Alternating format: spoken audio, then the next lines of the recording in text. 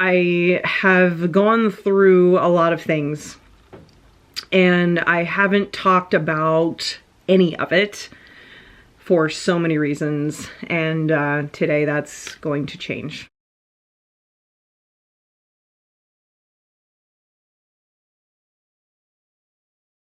Hello everybody, and welcome to this vlog that I've been meaning to make for a really long time, but have finally decided to actually make. If you guys watched my last vlog, you knew this was coming, and if you didn't, then, well, here it is.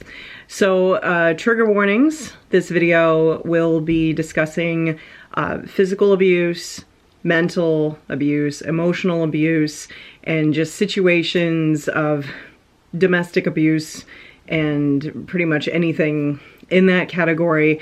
So if you are sensitive to those subjects, feel free to click away now. But if you want to keep watching, I will give a little heads up before I get into specific details of those situations so that you can be prepared or mute it or something. All right, so I didn't plan this ahead, really. I considered kind of writing down maybe some notes to follow or something, but I honestly just kind of want this to flow naturally, because sometimes when I speak about things, I tend to go off on tangents or it reminds me of something else and things, and that's how I really wanted this to be. I wanted this to be a candid discussion of the things that I have experienced. And the reason that I'm finally making this video, like I said before, I've tried to make this video many times in the past and it just didn't work out because I wasn't in a comfortable situation. I wasn't in a good place mentally. Now I'm in a great place. I have a good support system. I'm, for the most part, completely healed and moved on from all that stuff. I'm in a safe and healthy environment where I feel comfortable talking about it and thinking about it again. So this is why I'm finally making this video, and I want to, because on the off chance or small possibility that it reaches somebody who really needs to hear it and helps them in any way, that's the purpose of this. This video is not meant to attack anyone that you may or may not know. This isn't about that. It's not about them. I don't want to give anybody any attention or glory or, you know, negative or otherwise about this. This is not about anybody except for the things that I've been through, me wanting to share them with you guys, and strictly for the purpose of helping and just putting it out there for any kind of like small little life raft if somebody needs it, okay?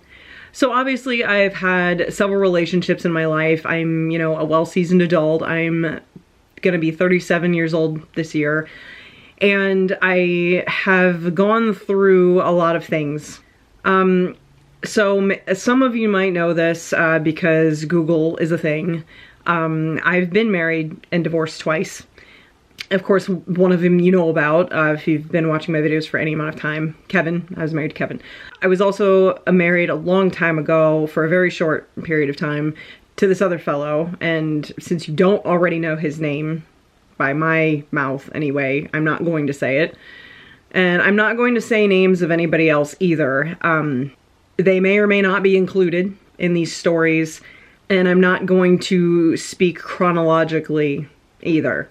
So there won't be any putting two and two together, figuring out who did what, if anybody or anything. Like I said in the previous video, you may know some of these people, you may have seen them, and a lot of these people, you don't know who they are. So I'm not going to throw anybody under the bus, but I will just say experiences that I've dealt with. I have been mentally abused, emotionally abused, manipulated, controlled.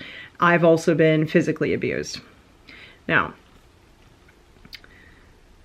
I'm just gonna go ahead and say, to maybe the shock of some people, but maybe other people understand, I would prefer the physical abuse over the mental, emotional abuse. I know that sounds very strange, and most people may not even agree with it.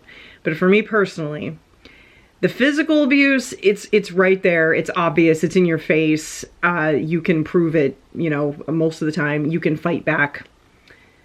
usually in some way. I mean, maybe you can't always, but the capability is there. You know, someone hits you, you can hit them back, and there's an even exchange.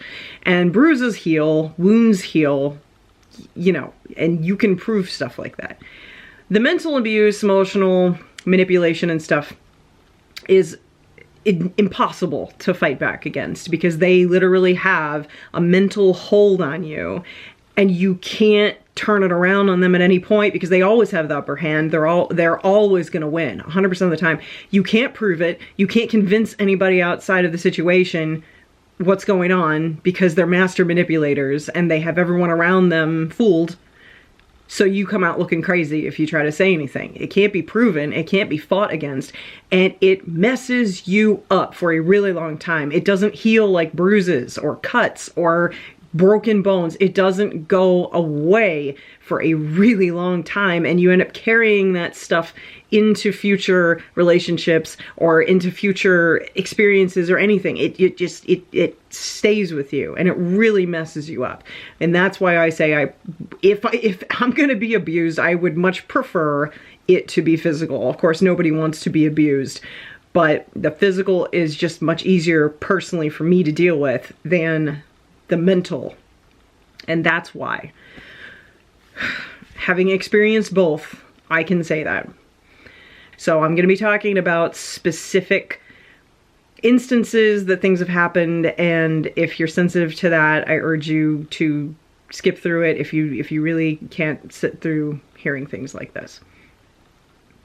So some of the physical abuse that I have been through, there was an instance where someone had a thing for throwing things at me. And I don't mean like, you know, pillows or stuffed animals. I had my cell phone thrown at me one time. It missed. All of the things that have been thrown at me luckily have missed, because I am good at dodging things. So nothing that has actually hit me, but nevertheless, things have been whung at me with great force. So the cell phone thing, it broke. My cell phone completely shattered. It was one of those old flip phone things, not a smartphone. So there's that. Somebody threw a can of soup, a full can of the chunky Campbell's soup, you know, one of those big cans, threw it at my head. I dodged, and it actually left a big gash in the wall right behind me. So there was that. There was other situations of people breaking things, not necessarily throwing them at me, but they broke my possessions out of anger many, many, many, many, many times. I've had lots of my things broken.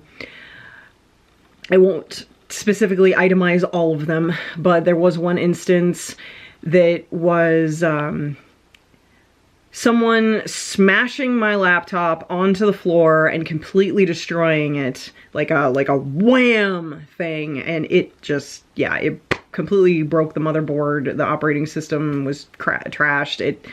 It did not work after that at all. It completely broke. And the reason that the person did this was because they were on an ex-girlfriend's social media page all the time. On my laptop, they would constantly go to their ex-girlfriend's page and spend a really long time looking at their ex-girlfriend's social media. And I was upset by it, obviously. And I very timidly said something, because this is how I was trained to speak. You know, there was no like marching into the room, what the hell are you doing? Like, no, there was no strength involved in this whatsoever. It was really just kind of a like, I kind of am not okay with you doing that. Like, you know, kind of like that. And so the person slammed my laptop shut, smashed it on the floor, and then blamed me. Apparently it was my fault because I had a problem with what was going on, brought it to their attention. So it was my fault because I pissed them off to a degree that they smashed my laptop. So that was my fault. There were a lot of instances like that with various people. This is a theme. These people find me. Where they would be destructive, either to my possessions or to my myself, and turn it around on me and say, because I pushed them to that, I made them angry enough to behave this way, it's my fault that these things got broken, got thrown, whatever was happening to me. This is the way, you know. They always blame you, and it makes you think like it's your fault after a while. And I won't get into the psychology of the whole thing. This is just supposed to be sharing experiences, but either way, it's definitely a thing where people blame you for the things that they do because you push them to that. Because as long as you continue to put up with their behavior, everything's fine. But as soon as you speak up and say something, even in the most timid way possible, oh, but now they have to deal with it. Now they have to deal with your crap, and it's your fault because you pushed them to that. There was an instance where somebody absolutely went the F off on me verbally over a box of cereal.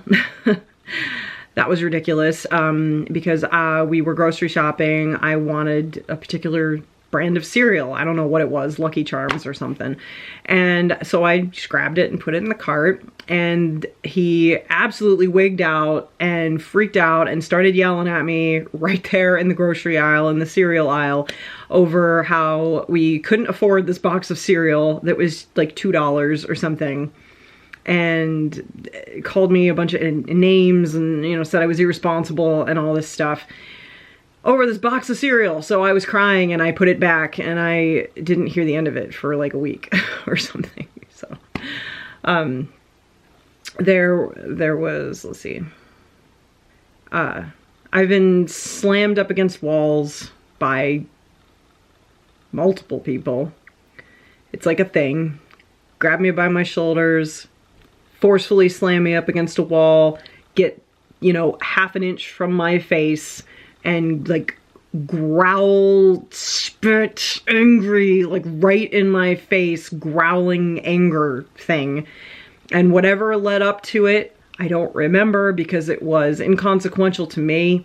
This wasn't in the context of like a big screaming fight or anything. It was just usually them being them, angry, mean, whatever, just some sort of uncaring, cruel, cold-hearted action on their part.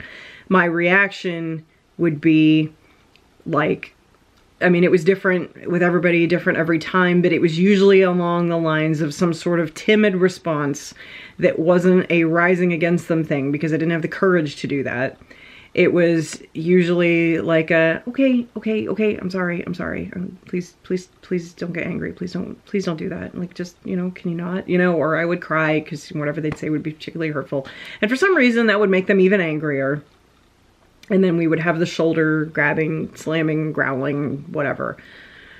There were situations sometimes where there would be a conflict.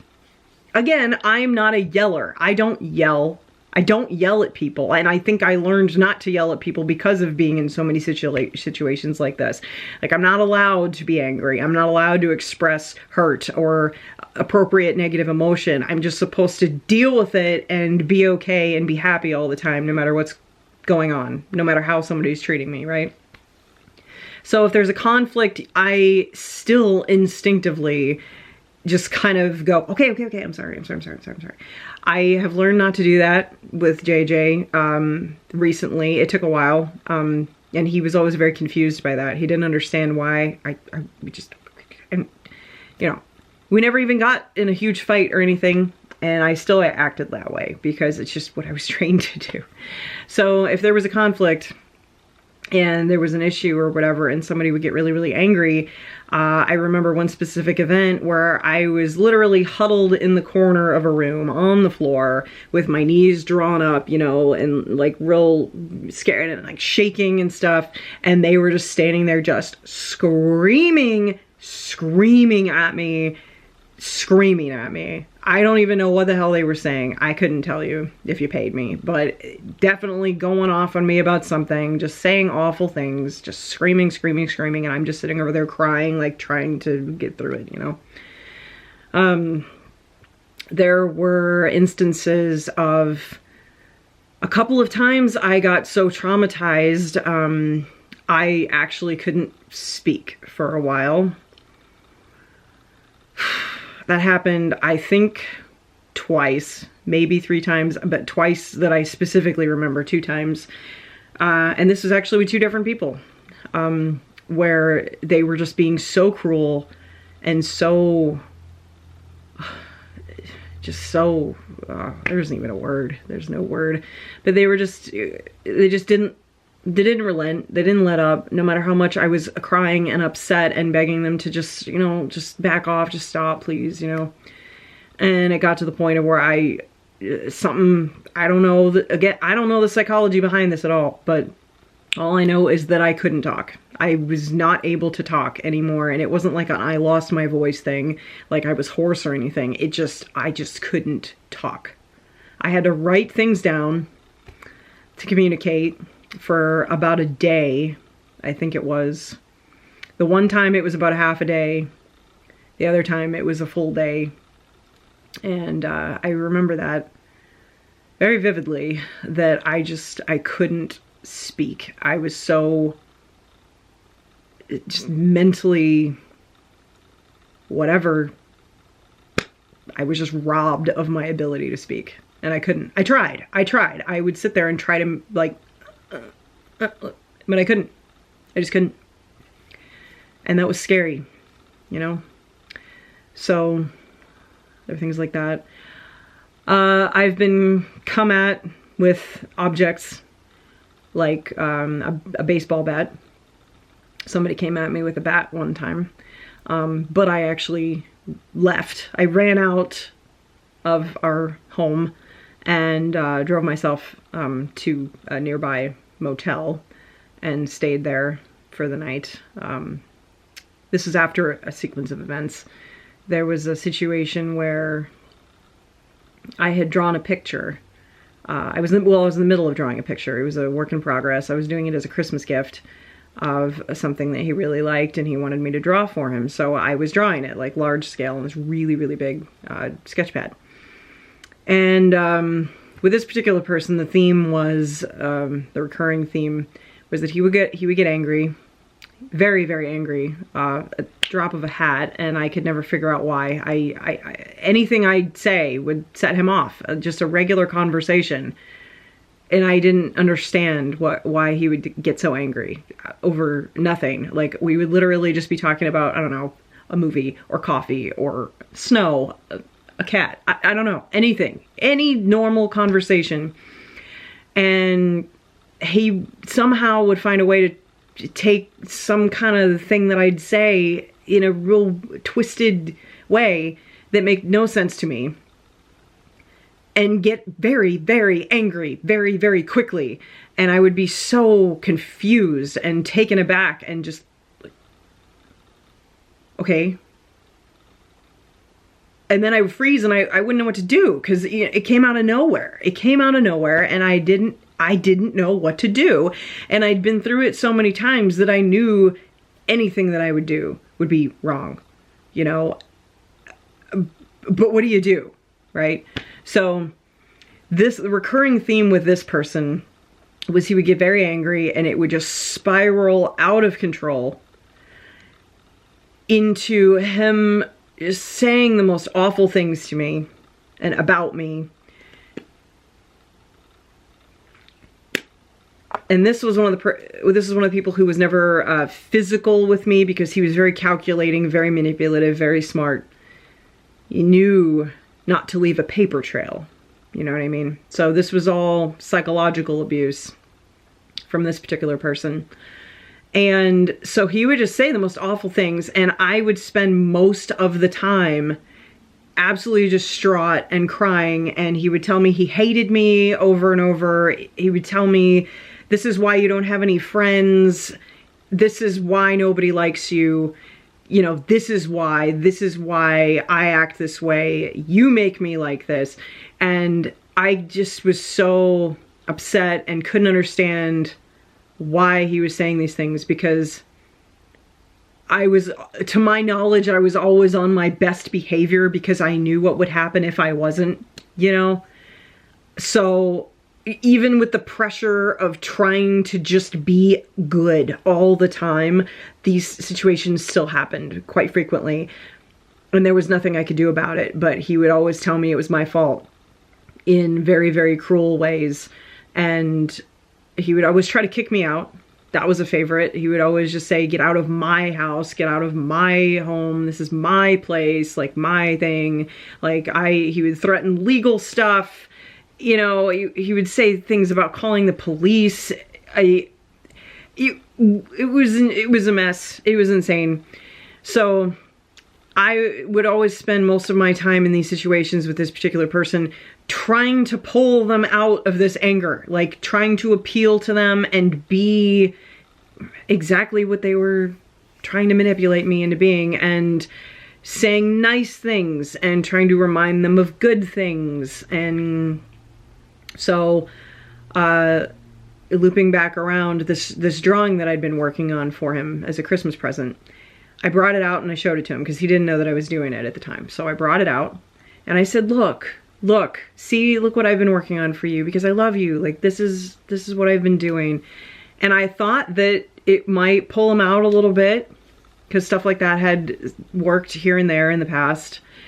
Instead, what he did was he grabbed the drawing from me, ripped it up into all these pieces, threw it on the floor, and I remember very specifically while he was ripping it up, I was screaming and crying, no, I worked so hard on that. And I was just pleading with him to stop ripping it apart. And he didn't. And then after that, I just sank down to the floor and was just so upset. I was like, that just hurt me even more on top of what was already going on. And then that's when he grabbed a bat and came at me, and I scooted out the door as quickly as I could. And I stayed in a motel that night, and there are a few people who actually know about this situation because I kind of decided to open up a little bit, and I messaged a few of my friends, my close friends that night. I think maybe three or four of my friends, and told them all about it. And yeah, this was a recurring thing with this person, was just flying into these rages and me trying to talk him out of it somehow by appealing to, I don't know, the him that I saw outside of that. I don't know.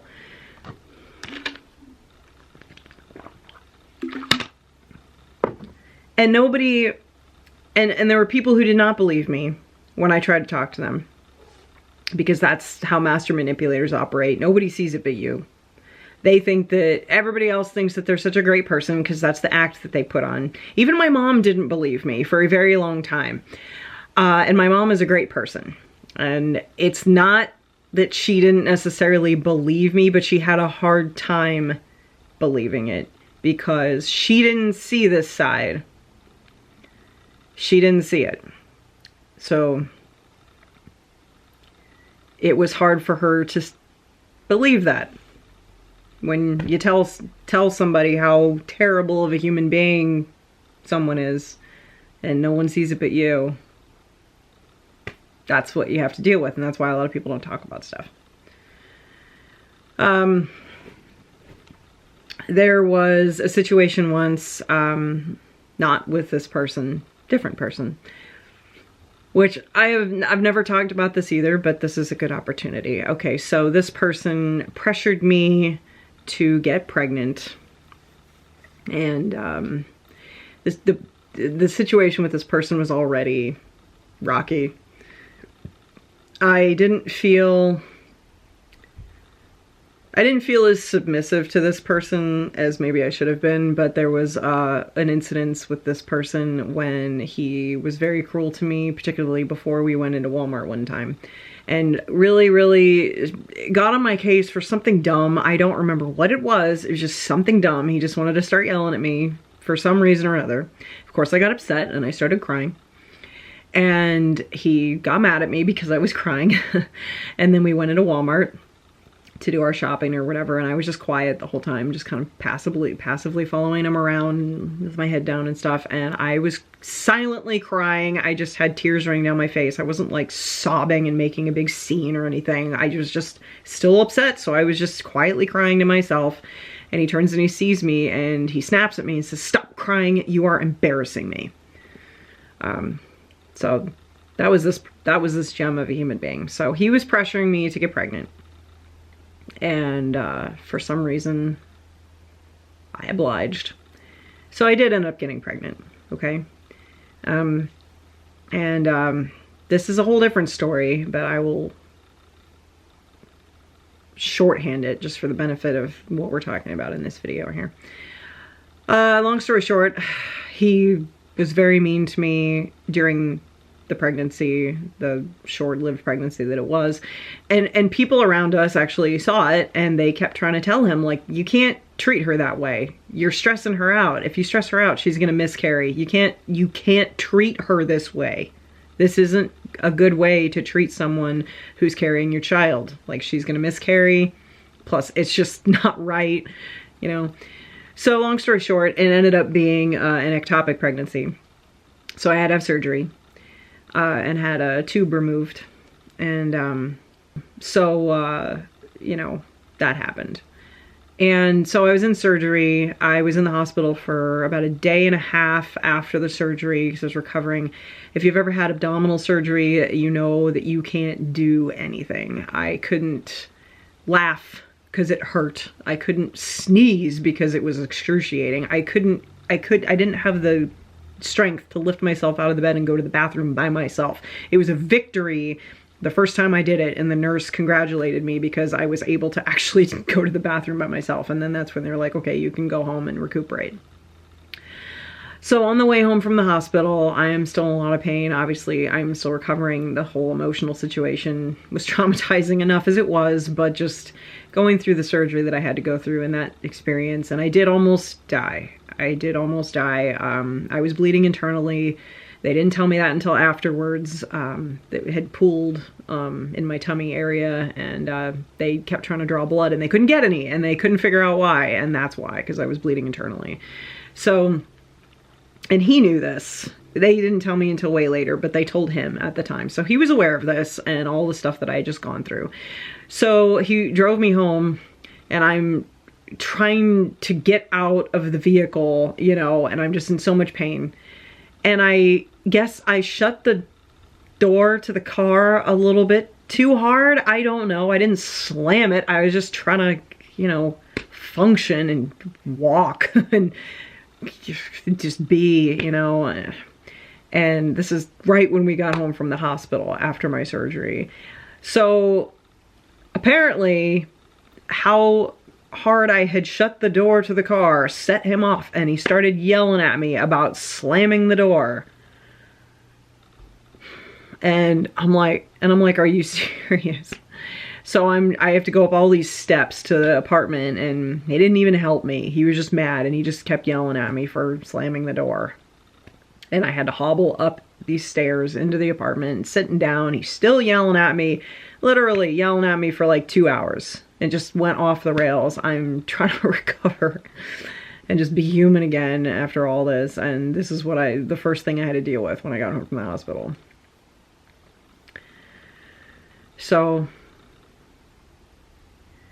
there was a person once who forbade me from getting tattoos. I really, really wanted a tattoo really badly, and I wasn't allowed to get one. He didn't want me to. He refused to let me. He yelled at me a lot if I even brought it up, which was stupid because he himself had at least 2, I want to say maybe 3 tattoos himself. And then I said screw it, and I decided to finally get one for, I think it was my 25th birthday. And it went okay. I broke up with him shortly afterwards, honestly. But yeah, he forbade me from getting a tattoo for the longest time. So there was that. There's lots of things where I was required to do The things with my appearance, I was required to dye my hair certain colors, wear makeup a certain way, wear certain clothes. I was taken shopping and the clothes were selected for me and I was required to wear them. And if I wore anything but them, I would get ridiculed and put down and told that I looked stupid, and just lots of insults about how I looked and how I chose to look. And of course they pass it off as, oh, but you look so cute in this Abercrombie shirt. Oh, you look so cute with your hair this color, this. And you look so good in jeans. So it would come off sounding like a pleasant compliment, you know, but I mean, it was control.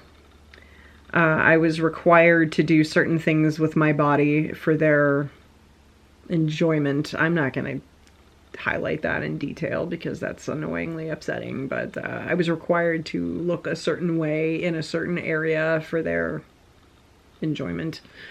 I was required to behave a certain way during adult activities. I was shushed. I was actually shushed. And they said, be quiet, you're distracting me. Things like that. So I've been through a lot of manipulative, psychological, emotional, mental abuse. A lot of it. It tore me down quite a bit. There was a lot of push-pull with building me up with the sugary sweet stuff, and then immediately tearing me down and just taking my whole world away. I would cry, they would get angry. I was left alone to cry for hours and hours and hours while they would just go about their business, cleaning the house, watching a movie, playing a video game, whatever. They would just completely ignore me and let me cry. And my cats were always a big comfort during that. My cats would always run to my side and I would cry with them. And they were my comfort. But yeah, I was left alone and I wasn't just like crying. I was like wailing, sobbing, hyperventilating. I mean, the works. And for hours. Sometimes this person that I'm thinking of right now would throw me a bone and get up and go grab a roll of toilet paper and sit it down next to me so I could blow my nose. No comfort, no hugging. No comforting words, nothing. If anything, they would just sit there and stare at me with this glossy, glazed, angry, vacant, cold look. And they'd be very angry. And loud noises, lots of loud noises. I finally kind of got over my flinching thing. JJ was very confused, too, as to why whenever there was an abrupt sound, I would flinch. Just, these people love to just, out of nowhere, just like the throwing the stuff, like punching a wall, you know, crushing something in anger, coming at me with an object, throwing something at me, whatever. Lots of smashing of my things. Again, I know I said that, and there's too many things that got smashed for me to detail them all, but... So I finally got over my flinching thing now, finally, because there's no room for that in this relationship because we have a very normal, healthy relationship, and I thank God every day for sending me the beautiful man that I have, because yeah, he really helped me a lot. And I mean, a year and a half isn't a lot of time to get over that many years of trauma. We're talking, you know, nearly 20 years of trauma with all this and people like this, and a year and a half is like a drop in the bucket to get over that much conditioned trauma response. But that's a testament to how good of a person my boyfriend is, that JJ is, and that what we have is so precious and golden to me that I don't think about that stuff anymore. My conditioned trauma response has been healed, and I never saw that happening. I never saw that happening. So, anyway, so I mean, that's awesome. But, so I didn't even get into the physical abuse yet. And there's lots and lots more, with the emotional abuse. But I mean, again, this was over almost 20 years with several people, and I mean, it was constant through all of them. So I can't possibly sit here and tell you about every single situation, but you know, overall, that's how it went down. I was just constantly in this state of, am I going to piss them off with the next words that come out of my mouth? Am I, oh yeah, I was watching a TV show once with somebody, and you guys know my face. You know, I make the faces. I have the face.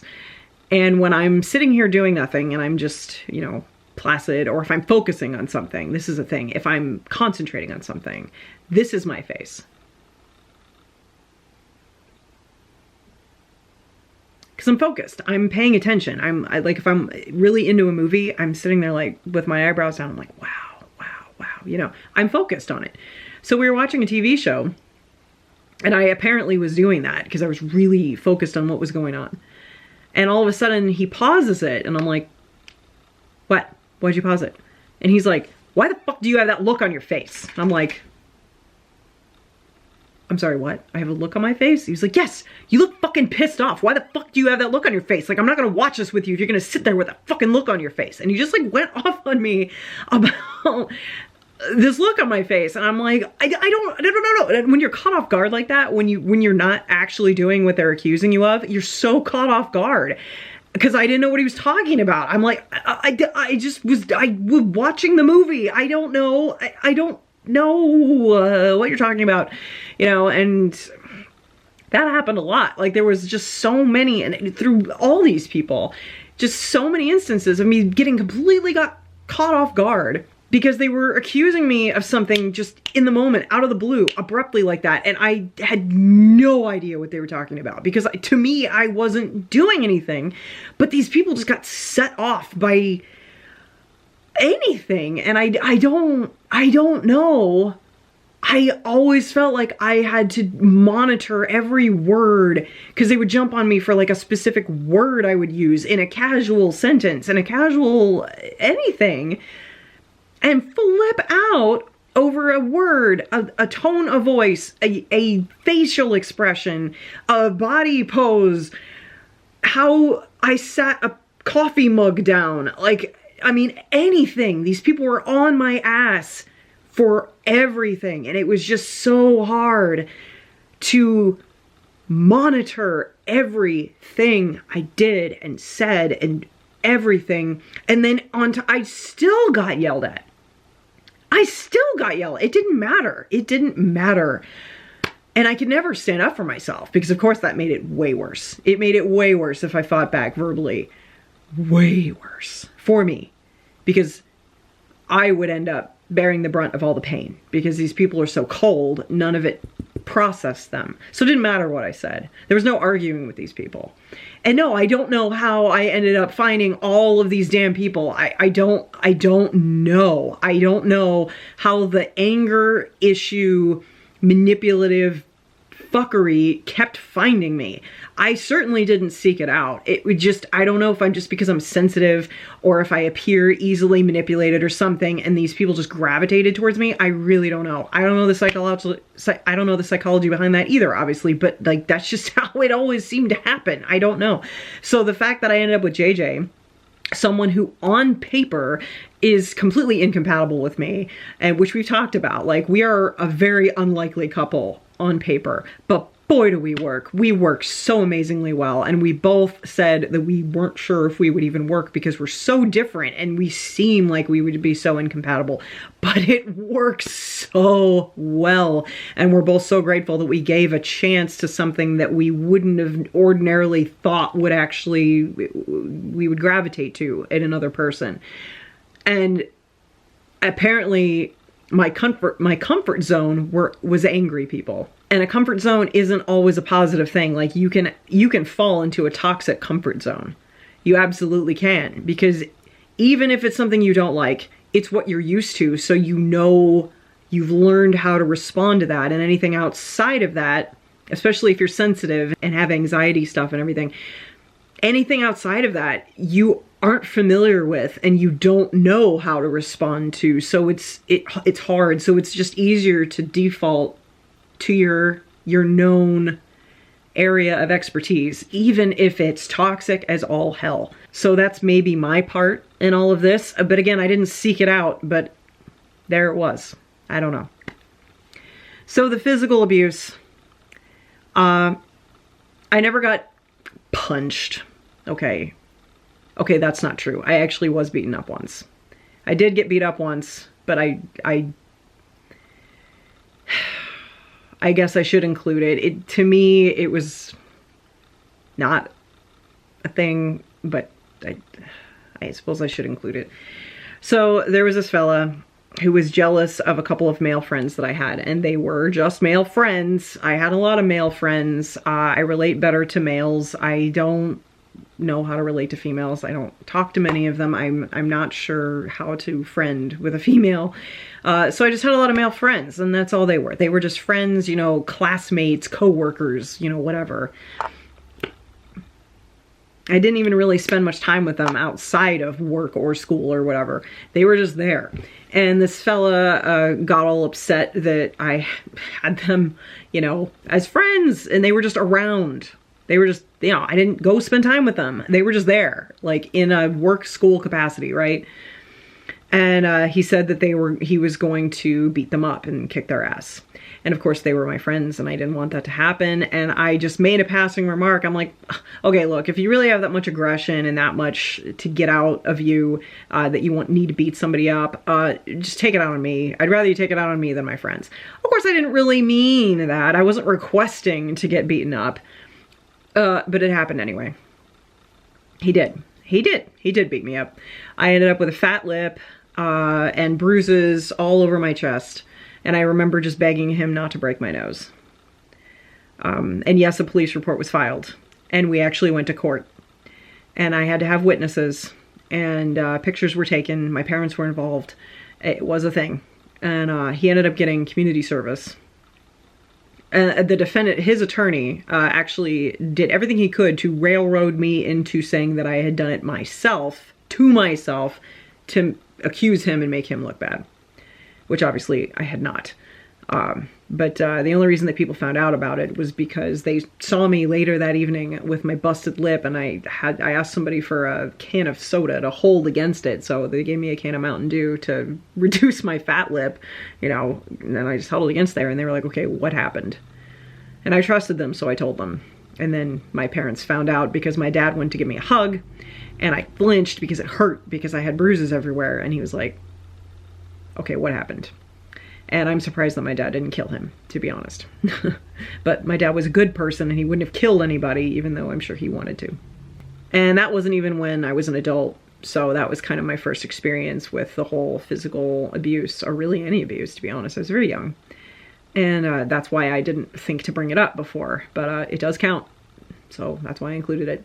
But as far as my adult relationships go, I wasn't beaten, like beaten. Fortunately, because a lot of women go through that, obviously, and that's not cool. However, again, I was thrown up against a lot of walls very forcefully, you know, by the shoulders and whatnot. The thing most notably that happened physically to me was that I was strangled. This is another thing JJ and I had to talk about, because he likes to goof around a lot, and every time he would come near my throat at all, just not even in a jokingly I'm gonna strangle you way, it was just like if he even just reached towards me for any reason whatsoever, even for like affectionate purposes, I would recoil, and I'm like, don't, like, you can't touch my neck, you cannot. And then I told him why, and then he got very angry and wanted to kill somebody. But you know, so yeah, I was strangled several times, actually. There was an instance. It started with saran wrap. This person got very angry because he couldn't get the saran wrap roll to cooperate. And that's what started the ball swinging on the anger tantrum. So he became very angry, took it out on me. This is just one of the instances that I just specifically remember because it was so ridiculous, because it started with saran wrap. But he came at me, threw me into the piano, the corner of the piano, strangled me very hard with both hands against the corner of the piano. And somehow I remember getting out of it, and he ended up then throwing me onto the couch, like throwing me onto the couch and like kind of standing over me and like holding me down and stuff. That's all I really remember about that. It's very hard to remember how things started and how things went afterwards, but I remember the instances themselves very vividly. There were many times I was strangled. This was this person's go-to. 3 of those times I came this close to completely blacking out. Like, it was that close. It was that close. My vision started to get fuzzy and dark, and I couldn't breathe, couldn't talk, couldn't anything. And I said I wasn't gonna get emotional. I'm sorry. I haven't actually talked about this for a long time. Yeah, and I was very scared. I think that's the most scared I've ever been in my whole life in those situations, because I really just couldn't do anything. I did learn how to fight back. I actually started taking some martial arts classes, and I didn't tell him why. I said it was to get into shape. But I actually pulled my instructor aside and I said, you know, I need some self-defense tactics and I need them right now. And he did tell me a specific move that I could do when someone specifically was coming at you to strangle you, because I told him that's specifically what I needed. And he did teach me something, and I did implement it a couple of times, and it was effective, and it did shut the situation down pretty quickly, which I was very thankful for. But yeah, the person who did this to me was also very violent with objects. Completely flipped the entire mattress over one time while I was sitting on it. Threw and broke a lot of things. A lot of my things, a lot of his things. Punched a lot of holes in a lot of walls. And there was an instance actually where he threw the trash can through the living room window and shattered the entire thing in January. And it was cold. And he actually ended up going to jail because that was the 3rd time I'd called the police on domestic violence on him, and they said that on the 3rd call they were required to arrest him. And so they did. And this was on New Year's Eve actually, and I actually sat there on New Year's Eve with a busted front window, and I had to, like, you know, tape up a blanket over the window to keep the cold out. And while dude was sitting in jail and I had to go pick him up later. Yeah. And oh, I'm sorry. I actually did get hit by that same person, come to think of it. This was before the strangling started. I completely forgot about this. This is actually on Valentine's Day, one year. I don't remember what was going on, but we were sitting in the kitchen just talking about something. See, to me, these conversations weren't conflict starters. These people just got so easily set off. I couldn't have predicted it. There's no, even spending so much time around people like this, and them specifically, I could never predict when it was going to happen, because I never knew what mindset they were in or what specifically was going to set them off or whatever. But this particular time, we were in the kitchen and we were just kind of,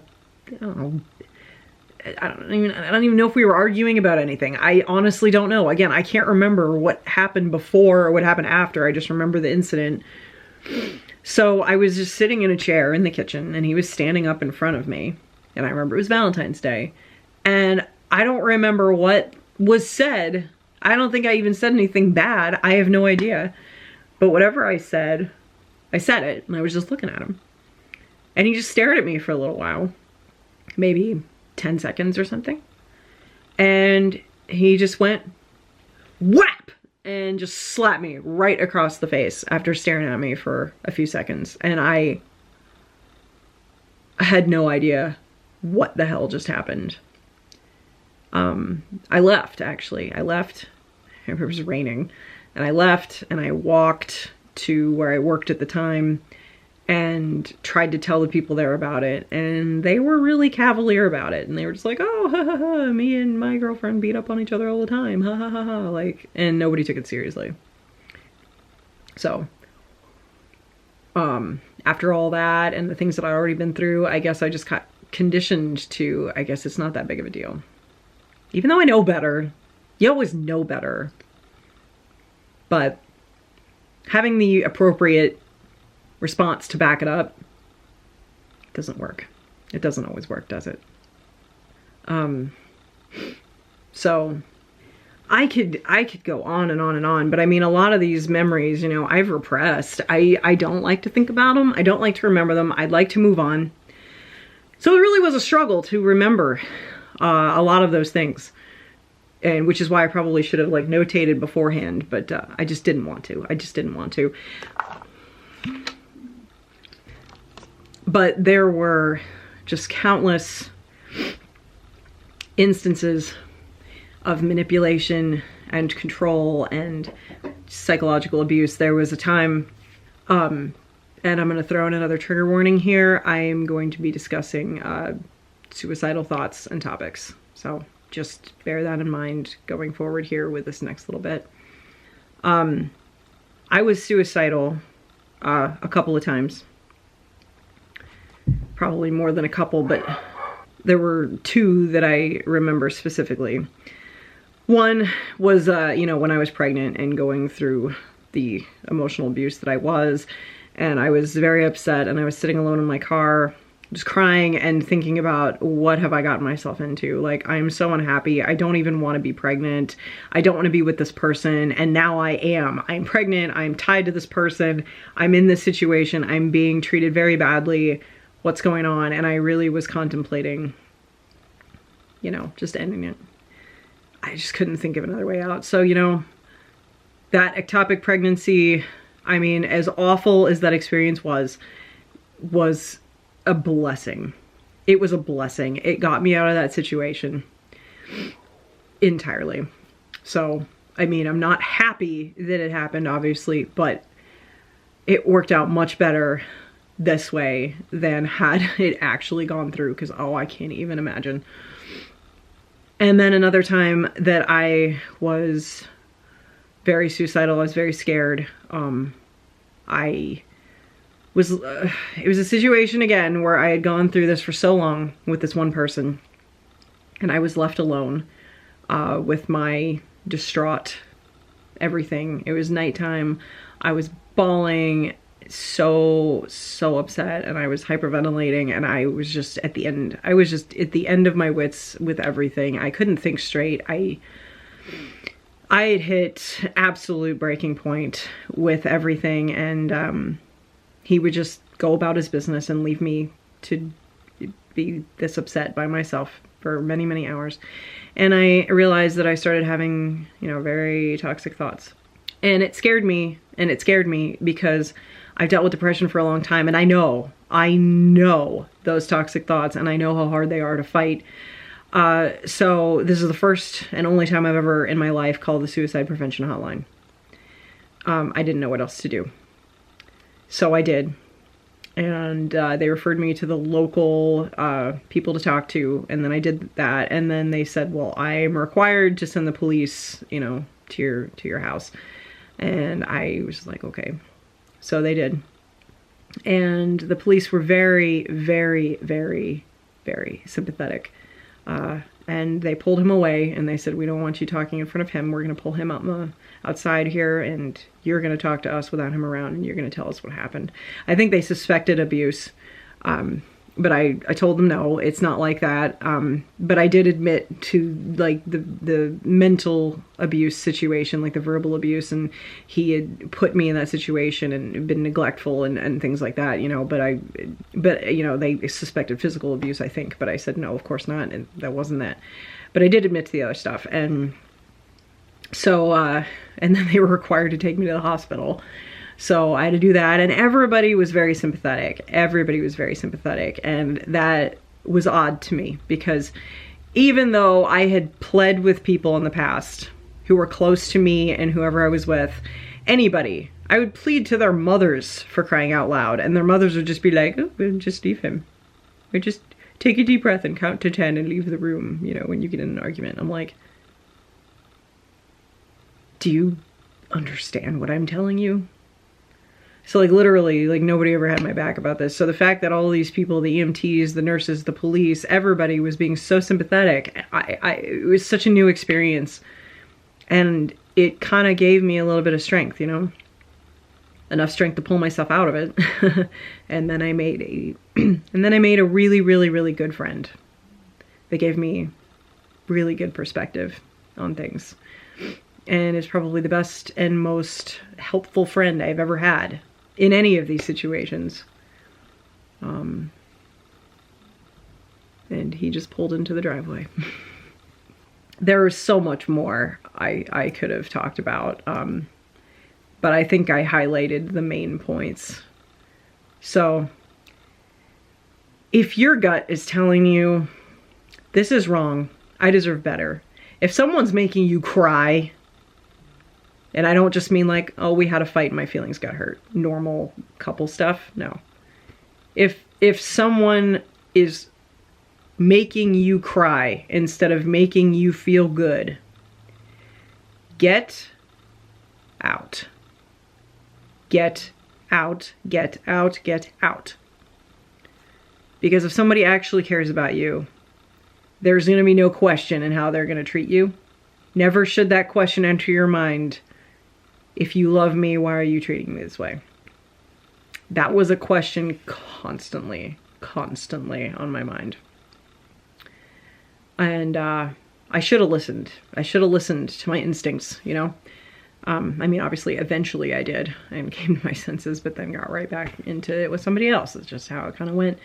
But yeah, if you ever ask yourself that question, yeah, you need to reevaluate. And it's not healthy. It's not good. And you're absolutely correct. If they loved you, they shouldn't be treating you that way. That is absolutely 100% true. And that's not somebody who's going to change. You can't change them. They might tell you that they're going to change. They might tell you they can change. They might convince you eventually one day it will change, or they might show you good things here and there, but that's part of the manipulation process. If they were 100% bad to you all the time, then you would legitimately have no reason to stick around. But the fact that they keep you on the string and do the big good things in there interspersed with the bad things, that's how they keep you around. That's the manipulation tactic. And that's not healthy at all. That's not what it should be. That's not normal. And you deserve better than that. I hope this video was helpful. That's the reason that I made it. And if you have any questions at all, if you want to talk to me about anything, want to confide in me about something, you know, you can send me a message on my Facebook page. If you're comfortable leaving a comment below, you can do that. But I want people to be able to talk about it the way that I wasn't able to talk about it and should have. And it probably would have gone a lot better if I would have been able to talk about it and had a source of help or something. So if you need to ask me anything or confide anything in me, please do it. Because I believe you and I believe in you, and you're not alone at all. And I would also like to emphasize that it will not always be this way. It does not have to be that way. I am in such a good situation now. I have such a good person in my life, and I was able to heal and grow and be able to actually talk about this for the first time comfortably and know that I have a good man that I get to share my life with now, and I know how I'm supposed to be treated now. And he is so wonderful. And now I know what it feels like to be happy and have something healthy and good. And I know what it's supposed to feel like now. And I never thought that I would get there. And now I'm here, and now I have it. And I never thought that I would. So I want that to be a little beacon of hope to anybody going through this, or anybody who has gone through this. You can heal. You can find happiness. You can find someone who will treat you how you deserve to be treated. And it will be the most amazing thing that you've ever experienced. It might take a while to convince yourself that you deserve it, because there's a lot of that remnants of that toxic stuff still hanging on. For a while, I didn't think I deserved it, and I questioned why. Why would someone so amazing ever want me? Because I'm not worth it. Because I really believed that after everything I've been through. But now I know. Now I know I deserve it, and he deserves it. I mean, he's been through some shit too. We've all been through some shit. So we are really good for each other and to each other, and we both know that we deserve it, and we've never been happier. I don't think it's possible to be happier than the two of us are together. It's wonderful. So you can have that. And remember, if you think you're too old, remember, we're in our late 30s and we're just now finding this for the first time. So it's never too late, and it's not impossible to be happy. So thank you guys very much for watching this video. Reach out to me if you want to or need to, please. And I will do my best to be an ear, if nothing else. So I love you guys. Take care of yourselves, take care of each other, and make sure that you are getting the most out of life as best you can in all the good ways that you deserve it. And I love you, and I believe in you. And I'll see you next time. Okay, bye.